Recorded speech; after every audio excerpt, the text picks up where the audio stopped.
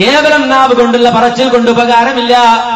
നാവ് കൊണ്ട് കേവലം പ്രഖ്യാപിച്ചു എന്നതുകൊണ്ട് മാത്രം രക്ഷയില്ല. നേരെ മറിച്ച് അതിന്റെ അർത്ഥമറിയണം, അതിന്റെ ആശയമറിയണം, അതിന്റെ പൊരുളറിയണം. ലാ ഇലാഹ ഇല്ലല്ലയുടെ പൊരുളറിഞ്ഞൊരു മനുഷ്യനെ സംബന്ധിച്ചിടത്തോളം അല്ലാഹുവല്ലാത്തവരോട് പിന്നെ പ്രാർത്ഥിക്കാൻ സാധ്യമല്ല. അല്ലാഹുവല്ലാത്തവർക്ക് നേർച്ച വഴിപാട് അർപ്പിക്കാൻ സാധ്യമല്ല. അല്ലാഹുവല്ലാത്തവരെ കൊണ്ട് സത്യം ചെയ്യാൻ സാധ്യമല്ല. അപ്രകാരം തന്നെ തന്റെ ജീവിതത്തിന്റെ മുഴുഭാഗവും റബ്ബ് സുബ്ഹാനഹു വ തആലയുടെ തൃപ്തിയിലായിരിക്കണമെന്ന് ആഗ്രഹിക്കാതെ അവന് ജീവിക്കുക സാധ്യമല്ല. അടിസ്ഥാനപരമായി ഇത് മനസ്സിലാക്കണം. ലോകത്ത് കടന്നു വന്ന പ്രവാചകന്മാർ അതിന് സാക്ഷിയാണ്. പ്രവാചകന്മാരുടെ ജീവിതം അതിന് സാക്ഷിയാണ്. ലാ ഇലാഹ ഇല്ലല്ലാഹ് ലോകത്തോട് പറഞ്ഞതും പ്രഖ്യാപിച്ചതും നമ്മൾ കണ്ടുപിടിച്ച് അവതരിപ്പിച്ചതല്ലല്ലോ. നേരെ മറിച്ച് പ്രവാചകന്മാർ സമൂഹത്തിന് പഠിപ്പിച്ചതാണല്ലോ ഈ മഹത്തായ കലിമത്ത്, ഈ മഹത്തായ ആദർശം. ആ ആദർശത്തിനനുസരിച്ചാണ് പ്രവാചകന്മാർ ജീവിച്ചത്. അവരുടെ ജീവിതത്തിൽ ലാ ഇലാഹ ഇല്ലല്ലയുടെ അർത്ഥം വ്യക്തമാണോ? അവരുടെ ജീവിതം കൊണ്ടത് അവർ തെളിയിച്ചിട്ടുണ്ട്. ജീവിതത്തിന്റെ ഏതേതു ഘട്ടമായിരുന്നാലും, ജീവിതത്തിന്റെ ഏതേതു ഭാഗമായിരുന്നാലും ലാ ഇലാഹ ഇല്ലല്ലാഹ് എന്ന മഹത്തായ കലിമത്തിന് വിപരീതം ചെയ്യാൻ അവർ തയ്യാറാവുന്നില്ല. ഒരിക്കലും അത് അവരൊരുങ്ങുന്നില്ല. ജീവിതാന്ത്യം വരെ മഹത്തായ ആദർശം ഉൾക്കൊണ്ടുകൊണ്ട് പ്രവാചകന്മാർ ജീവിക്കുന്നു. ഏത് പ്രതിസന്ധി ഘട്ടങ്ങളിലൂടെ അവർ കടന്നുപോയാലും, ഏത് വേദനാജനകമായ ഘട്ടങ്ങളിലൂടെ അവർ കടന്നുപോയാലും മഹത്തായ ആദർശത്തോട് അവർ കൂറുപുലർത്തുകയാണോ? ഒരിക്കലും അതിനെതിരെ അവർ പ്രവർത്തിക്കുന്നില്ല, അതിനവർ ചലിക്കുന്നില്ല, അതിനെതിരെ അവർ ഒരിക്കലും സംസാരിക്കുന്നില്ല. എത്രത്തോളം വിശുദ്ധ ഖുർആൻ നമുക്കറിയാം. വിശുദ്ധ ഖുർആൻ അവതരിച്ചത് ഘട്ടം ഘട്ടമായിക്കൊണ്ടാണ്, പല ഭാഗങ്ങളായിക്കൊണ്ടാണ് ഖുർആൻ അവതരിപ്പിക്കപ്പെട്ടത്. എന്നാൽ ചില സൂക്തങ്ങൾ, ചില അധ്യായങ്ങളായി തന്നെ റബ്ബ് സുബ്ഹാനഹു വ തആല അവതരിപ്പിച്ചിട്ടുണ്ട്. ചില സൂറത്തുകൾ ഒന്നിച്ചല്ലാഹു അവതരിപ്പിച്ചിട്ടുണ്ട്. അങ്ങനെ അള്ളാഹു ഒന്നിച്ചവതരിപ്പിച്ച അധ്യായങ്ങളിൽ ഒരധ്യായമായി കൊണ്ട് തന്നെ അവതരിപ്പിച്ച അധ്യായങ്ങളിൽ ഒരധ്യായമാണ് സൂറത്ത് യൂസുഫ്. ആ സൂറത്ത് യൂസുഫ് വിശുദ്ധ ഖുർആനിൽ നിന്നും മറിച്ചു നോക്കൂ, വായിച്ചു നോക്കൂ, പഠിച്ചു നോക്കൂ. അവിടെ കാണാം അള്ളാഹു ഒരു ചരിത്രം പറയുകയാണ്. ഒരു കുടുംബത്തിന്റെ ചരിത്രമാണ് പറയുന്നത്. ഏതാണ് ആ കുടുംബം? മഹാനായ യഅ്ഖൂബ് അലൈഹിസ്സലാത്തു വസ്സലാമിന്റെ കുടുംബമാണ്. യഅ്ഖൂബ് അലൈഹിസ്സലാത്തു വസ്സലാമിന്റെ കുടുംബ ചരിത്രം അവിടെ വിശദീകരിക്കുന്നുണ്ട്. യാക്കോബ പ്രവാചകൻ അഥവാ യാക്കൂബ് നബി അലൈഹിസ്സലാത്തു വസ്സലാമിന്റെ ജീവിത സാഹചര്യം അല്ലാഹു വിശദീകരിക്കുമ്പോൾ അവിടെ ഖുർആൻ എടുത്തു പറയുന്ന ഒരു കാര്യമുണ്ട്. എന്താണ് ആ കാര്യമെന്നറിയുമോ? യാക്കൂബ് അലൈഹിസ്സലാത്തു വസ്സലാമിനുണ്ടായ ഒരു വേദന, അദ്ദേഹത്തിനുണ്ടായ ഒരു പ്രയാസം, നീണ്ട കാലയളവ് അദ്ദേഹം കരഞ്ഞു കരഞ്ഞു കഴിച്ചുകൂട്ടി. കരഞ്ഞ് അവസാനം വബിയല്ലത ഐന, ഖുർആൻ പറയുകയാണ് യാക്കൂബ് അലൈഹിസ്സലാത്തു വസ്സലാമിന്റെ കണ്ണുപോലും വെളുത്തുപോയി, അദ്ദേഹത്തിന്റെ കാഴ്ച പോലും നഷ്ടപ്പെട്ടു പോയി. അദ്ദേഹത്തിന്റെ കാഴ്ച പോലും നഷ്ടപ്പെടുത്തിയ സുദീർഘമായ ആ കരച്ചിലിനിടയിൽ മഹാനായ യാക്കൂബ് അലൈഹിസ്സലാത്തു വസ്സലാം പറഞ്ഞിരുന്നൊരു വാചകം ഖുർആൻ എടുത്തു പറഞ്ഞു. എന്താണ് ആ വാചകമെന്നറിയുമോ? ഇന്നമാ അശ്കൂ ബത്തി വഹുസ്നി ഇലല്ലാഹ്. ഇന്നമാ അശ്കൂ ബത്തി വഹുസ്നി ഇലല്ലാഹ്. അല്ലാഹുവേ, എന്റെ മനസ്സിലെ എല്ലാവിധ വേദനകളും, എന്റെ മനസ്സിനെ ബാധിച്ച മുഴുവൻ വേദനകളും, അപ്രകാരം എന്റെ മനസ്സിലുള്ള മുഴുവൻ പരാതികളും ഞാൻ ഇറക്കി വെക്കുന്നത്, ഞാൻ ശികായത്ത് ബോധിപ്പിക്കുന്നത്, ഞാൻ അന്യായം പറയുന്നത് അല്ലാഹുവേ നിന്നോട് മാത്രമാണ്. നിന്നോട് മാത്രമാണ് എനിക്ക് പരാതി പറയാനുള്ളത്, നിന്നോട് മാത്രമാണ് എനിക്ക് അന്യായം ബോധിപ്പിക്കാനുള്ളത് എന്ന് പറഞ്ഞുകൊണ്ടാണ് യാക്കൂബ് അലൈഹിസ്സലാം കരയുന്നത്. സുദീർഘമായി 10-40 വർഷം അദ്ദേഹം കരഞ്ഞു. എന്താ കരച്ചിലുള്ള കാരണം?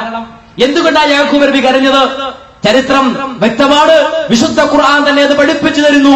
യാക്കൂബ് അലൈഹിസ്സലാത്തു വസ്സലാമിന്റെ ഒരു മകൻ അപകടത്തിൽപ്പെട്ടുപോയി. ആരാ അപകടത്തിൽപ്പെടുത്തിയത്? സ്വന്തം സഹോദരങ്ങൾ, സ്വന്തം കൂടപ്പുറപ്പ്. യാക്കൂബ് അലൈഹിസ്സലാത്തു വസ്സലാമിന്റെ 2 ഭാര്യമാരിൽ ആദ്യത്തെ ഭാര്യയിൽ 10 മക്കളുണ്ട്.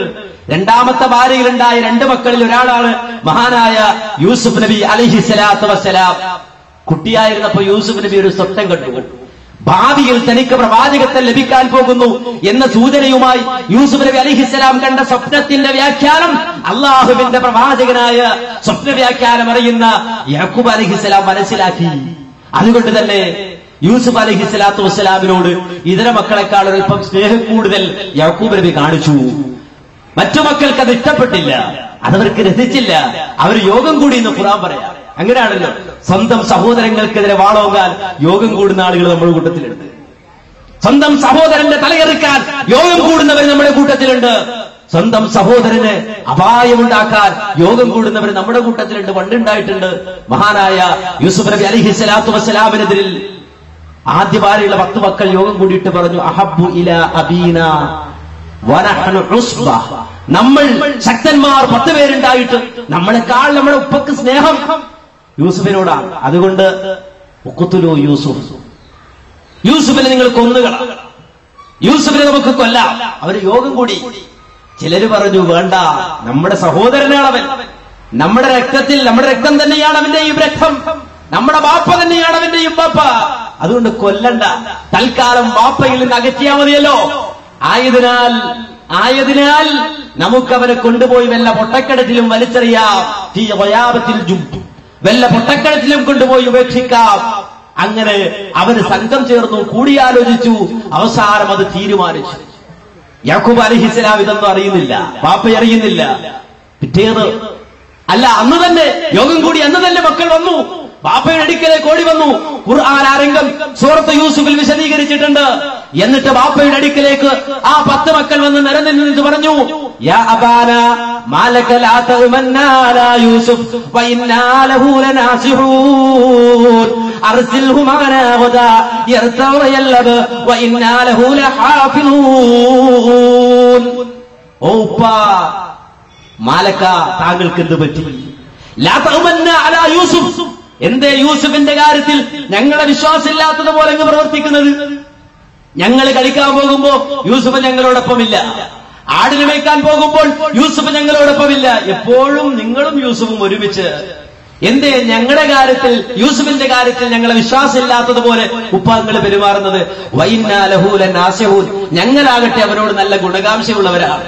അവന് നല്ലത് വരണമെന്നാണ് ഞങ്ങളുടെ ആഗ്രഹം, അവൻ നന്നാകണമെന്നാണ് ഞങ്ങളുടെ ആഗ്രഹം, അവൻ സന്തോഷിക്കണമെന്നാണ് ഞങ്ങളുടെ ആഗ്രഹം. അതുകൊണ്ട് ഉപ്പ, ഞങ്ങളുടെ സഹോദരനോടൊപ്പം ചെലവഴിക്കാൻ ഞങ്ങൾക്ക് കുറച്ച് സമയം വേണം. അർസിൽഹു മഅനാ ഗദൻ യർതഉ വയല്ലബ് വഇന്നാ ലഹു ലഹാഫിളൂൻ.